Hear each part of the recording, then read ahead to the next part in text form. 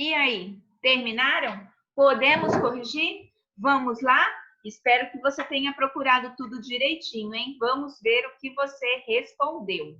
Então, lá na primeira questão, nós tínhamos que indicar, procurar o que significa a palavra matutar. O que você achou no seu dicionário?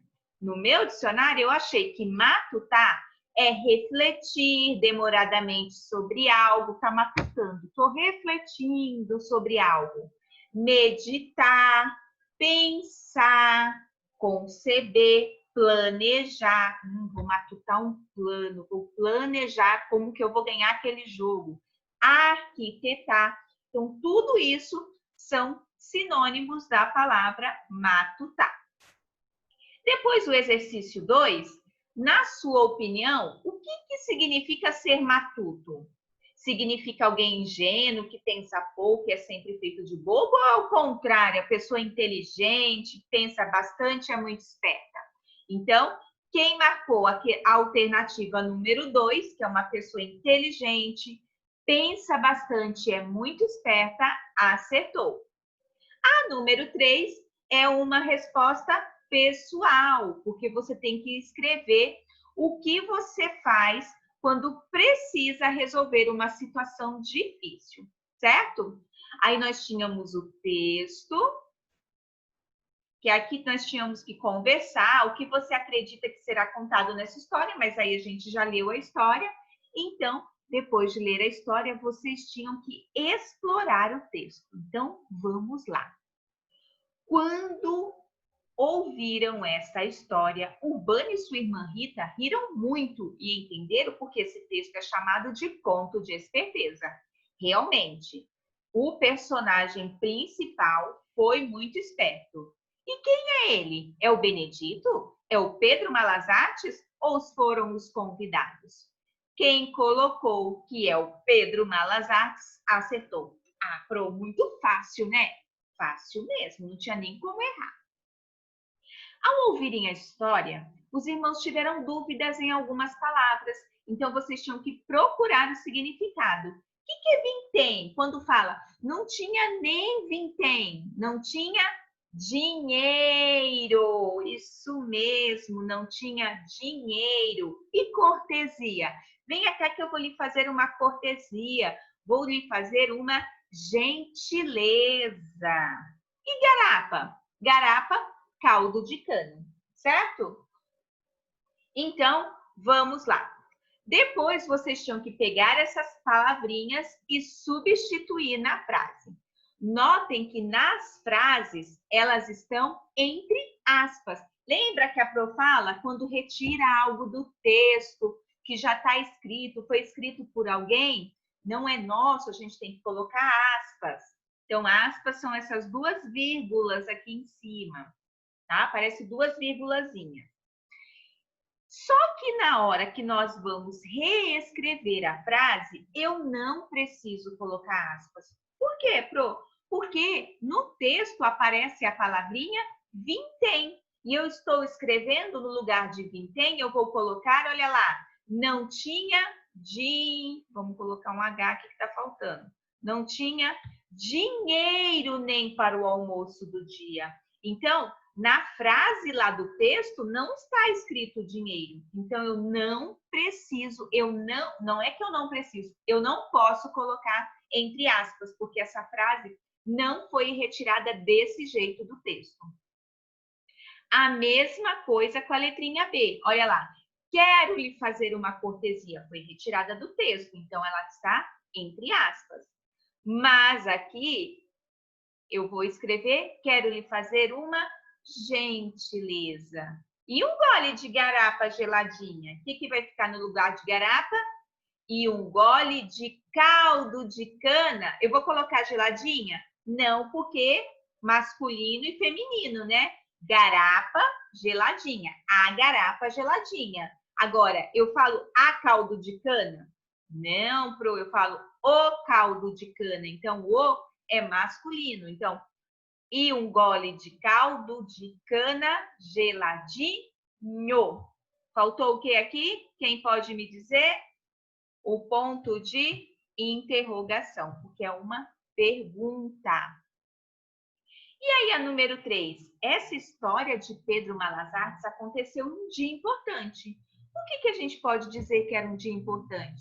Isso mesmo, turminha, era aniversário de Pedro Malas Artes. Olha que data especial. A gente não comemora o nosso aniversário? Não é uma data especial?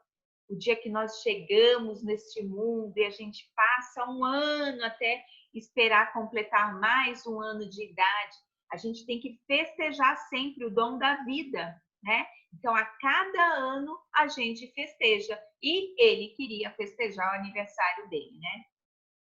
Para isso, ao contrário de Pedro Malas Artes, o seu primo era muito rico. Malas Artes era pobre, o seu primo era rico. Então, nós tínhamos que sublinhar lá no texto o parágrafo que lista os bens de Benedito. Vamos lá? Então, olha lá no comecinho, ó. Primeiro parágrafo, olha o espaço que eu tenho aqui. Eu poderia ter continuado aqui, mas eu tive que mudar, porque mudou o assunto. Olha só, segundo parágrafo, olha o espaço que eu tenho aqui, ó. Espaço é um parágrafo. Então, olha este parágrafo. Pedro saiu em direção à casa de Benedito, um primo muito rico, que tinha uma das maiores fazendas da redondeza. O primo tinha uma boiada a perder de vista, como boi de tudo que é tipo.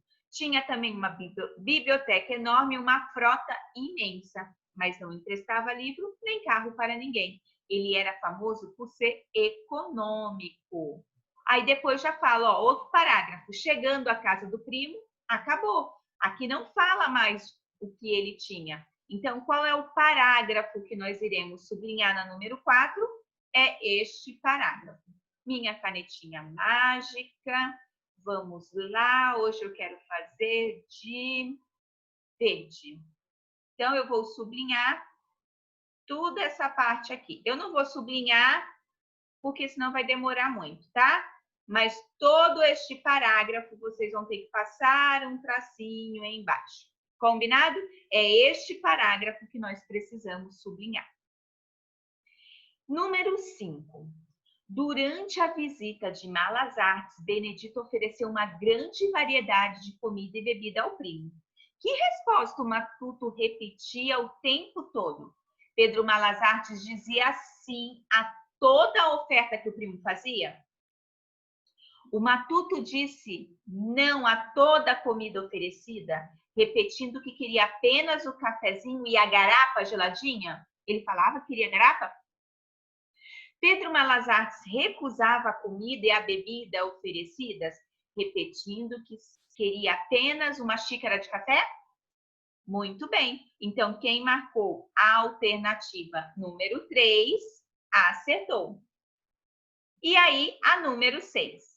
Diante da primeira recusa do primo, Malas Artes diz, né? Sei que sou um pouco mão de vaca. O Urbano também falou que acha que às vezes é um pouco mão de vaca. E o que é ser mão de vaca? Você é mão de vaca? O que será que é mão de vaca? Você descobriu? Mão de vaca é aquela pessoa pão dura, avarenta, que não gosta de gastar, né? Economiza para tudo. Economizar com consciência é uma coisa. Agora, ser mão de vaca. Você sabia que tem gente que passa o café lá no pozinho de café, quando é uma mão de vaca assim, passa. Aí aquele pó, quando a mamãe faz com o café, a mamãe não joga fora? Pois é, o pão duro, sabe o que ele faz? Ele guarda aquele pó de café para passar de novo. Aí fica aquele chafé horrível. Pois é. Então, pão duro não gasta por nada. Então, você tinha que anotar aqui o que significa esta palavra. E por último, pintar no texto a fala de Pedro Malas Artes, que confirma que ele enganou o primo de propósito. Então, olha lá, qual é a parte que vocês pintaram? A fala, a fala. Lembra que quando a gente fala de fala, nós temos que ter o quê? O Travessão, isso mesmo. Eu vi um monte de gente gritando, travessão, tem que ter o travessão. É isso mesmo. Então, qual é a fala que o Pedro enganou o seu primo? Que isso, primo? Olha só, dispense aquele cafezinho que eu só aceitei enquanto esperava o pessoal chegar. E mande vir o queijo, o leitão, a garapa, a geleia, a linguicinha, o suco, os biscoitos e as cocadas. Então, esta parte é a que nós devemos pintar. Então, deixa eu escolher, vou pintar de amarelo mesmo, só vou aumentar aqui. E aí, vocês vão pintar toda esta parte. Certo? São 3 linhas neste parágrafo. Pintei. Com essa canetinha mais grossa é até mais gostoso de pintar. Pintei. Então, era isso que você tinha que pintar. E assim a gente acaba a nossa correção de português de hoje. E logo mais a gente volta com a nossa aula de geografia. Até mais!